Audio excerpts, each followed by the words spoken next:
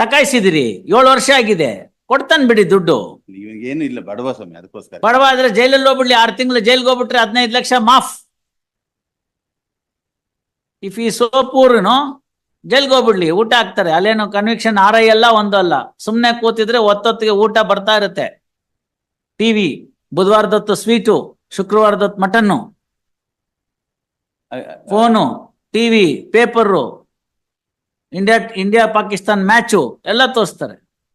ಆರಾಮಾಗಿ ಕಾಲ್ ಮೇಲೆ ಕಾಲ್ ಹಾಕೊಂಡ್ ಕೂತ್ಕೊಂಡಿರ್ಬೋದು. ಒತ್ತೊತ್ತಿಗೆ ಮನೇಲಿ ಬೇಕಾದ್ರೆ 5 ನಿಮಿಷ ಲೇಟ್ ಆಗ್ಬೋದು. 12 ಗಂಟೆ ಊಟ ಅಂದ್ರೆ 12 ಕರೆಕ್ಟಾಗಿ ಊಟ.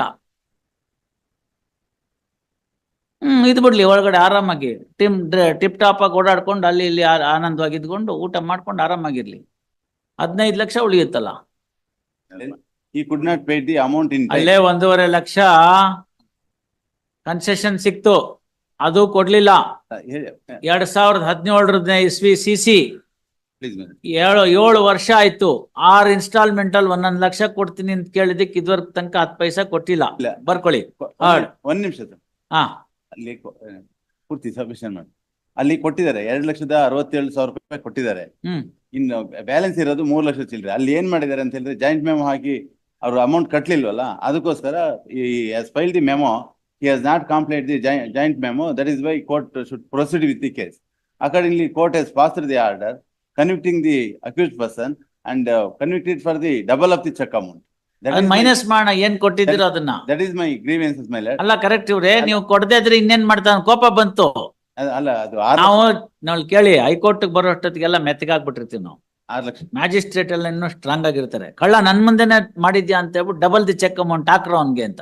ಇಲ್ಲ, ಅಲ್ಲಿ ಬಿಸಿ ರಕ್ತದ ಹುಡುಗರು, ಅವರು ಹುಡುಗಿರು, ಮದರ್ ಹುಷಾರಿರ್ಲಿಲ್ಲ, ಅದಕ್ಕೋಸ್ಕರ ಆತರ ಇನ್ಕರೆಂಟ್ ಆಯ್ತು. ಆಮೇಲೆ 2,63,000 ರೂಪಾಯಿ ಕೊಟ್ಟಿದ್ದಾರೆ ಸರ್. 2,63,000 ರೂಪಾಯಿ ಕೊಟ್ಟಿದ್ರೆ ಅದನ್ನ ಮೈನಸ್ ಮಾಡ್ಲಿ, ಅದು ಇದ್ ಮಾಡ್ತಾರೆ ಅಷ್ಟೇ. ಅದನ್ನ ಮೈನಸ್ ಮಾಡಕ್ ನಿಮ್ಮ ಹತ್ರ ಪ್ರೂಫ್ ಇರುತ್ತೆ, ಮೈನಸ್ ಮಾಡ್ತಾರೆ. already deposited before the court. ಅದನ್ನು ಒಂದು ಅಬ್ಸರ್ವ್ ಮಾಡ್ತೀನಿ.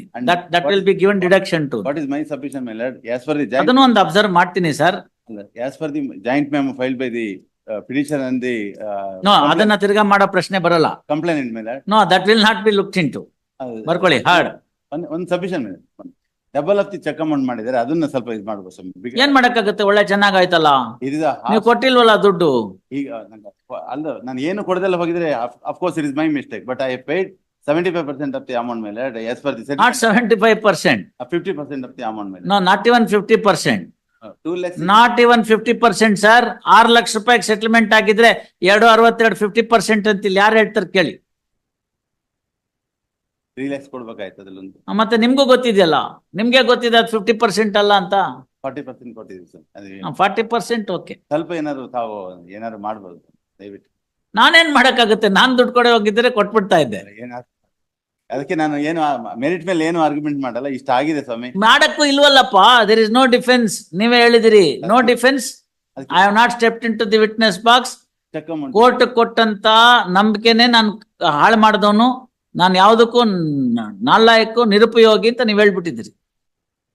ನಾನು ಸೆಟಲ್ಮೆಂಟ್ ಅಮೌಂಟ್ ಪ್ರಕಾರ 2,65,000. ವಕೀಲ್ರೆ, ಈ 6 ಲಕ್ಷ ಕೊಡೋದಕ್ಕೆ 1.5 ಲಕ್ಷ ಡಿಸ್ಕೌಂಟ್ ಕೊಡೋದಕ್ಕೇನೆ ಸಾಕಷ್ಟು ಸಮಯ ಹಿಡಿದಿದೆ, ಗೊತ್ತಾಯ್ತಲ್ಲ. ಅದಾಗಿ ಕೊನೆಗೆ ಇನ್ನೇನು ವಿಧಿ ಇಲ್ಲ ಅಂದಾಗ 10 ಕರೆದು ಎಲ್ಲಾ ಮಾರ್ಗಗಳನ್ನ ಉಪಯೋಗಿಸಿ NBW, RBW, EW ಎಲ್ಲ ಮಾಡಾದ್ಮೇಲೆ ಫೈನಲಿ ಒಂದು ಜಾಯಿಂಟ್ ಮೆಮೊ, ಅದಕ್ಕೂ ಟಕಾಯಿಸಿದಿರಿ. ಕೋರ್ಟ್ಗೆ ಹೇಳಿದಂತ ನಂಬಿಕೆನೆ ನೀವು ಮಾಡ್ಲಿಲ್ಲ. ಬೇಜಾರಾಯ್ತು ಅನ್ನೋ ಕೇಸ್ ನಡೆಸ್ತಾ ಅಷ್ಟೇ. ಅದ್ರಲ್ಲೇನ್ ಕನ್ಸೆಷನ್ ತೋರ್ಸೋದು?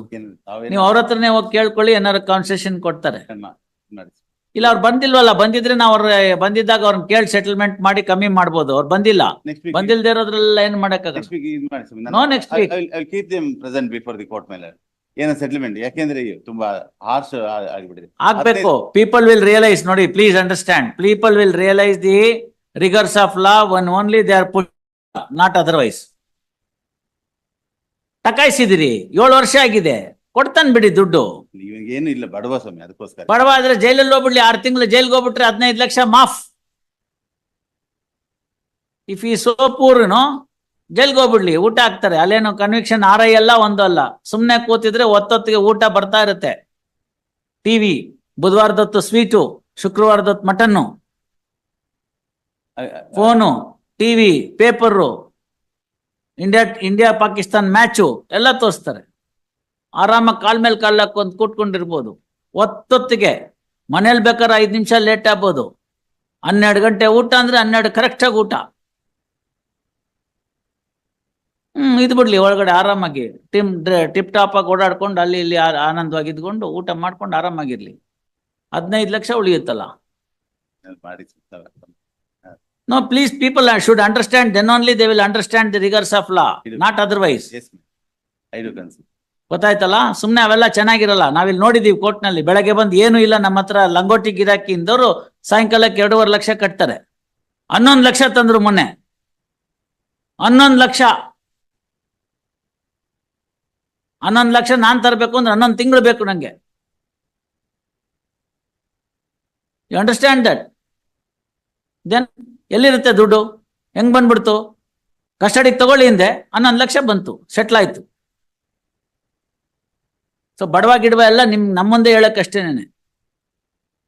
ನಾಳೆಗೆ ಇಡ್ತೀನಿ, ಅವ್ರನ್ನ ಕರ್ಕೊಂಬಂದ್ರೆ ಉಂಟು, ಏನಾರು ಅವ್ರು ಬಂದ್ರೆ ಏನಾರು ಕನ್ಸೆಷನ್ ಕೊಡ್ತೀನಿ, ಅವ್ರು ಬರ್ಲಿಲ್ಲ ಅಂದ್ರೆ ಏನು ಮಾಡಕ್ಕಾಗಲ್ಲ. You get him. ಅವ್ನು ಸುಸ್ತಾಗ್ಬಿಟ್ಟಿದ್ದಾನೆ. ನೋ ವೆಡ್ನೆಸ್ಡೇ, ನಾಳೆ. ಒಂದೇ request, tomorrow release tomorrow at request of counsel for petitioner. ನೀವೇನೋ ದುಡ್ಡು ಕೊಟ್ಟಿದ್ದೀರಿ ಅಂತಾರ ಒಂದೇ ಒಂದು ಕಾರಣ. Please ma'am. Paid some amount, therefore we will try to get some concession. Check amount is Venugopala, check ಅಮೌಂಟ್ಗೆಲ್ಲ ಮನಸ್ಸಲ್ಲಿ ಇಟ್ಕೊಳ್ಳೇಬೇಡಿ. 18% ಇಂಟ್ರೆಸ್ಟ್ ಹಾಕಿದ್ರೆ 16 ಲಕ್ಷ ಆಗುತ್ತದು, 15 ಅಲ್ಲ. ಸೆಕ್ಷನ್ 80 ಪ್ರಕಾರ 18% ಇಂಟ್ರೆಸ್ಟ್ ಹಾಕ್ತೀನಿ. ಅವಾಗ ಅದು 16 ಲಕ್ಷ ಚಿಲ್ಲರೆ ಆಗುತ್ತೆ. ಎಸ್ ವೇಣುಗೋಪಾಲ್.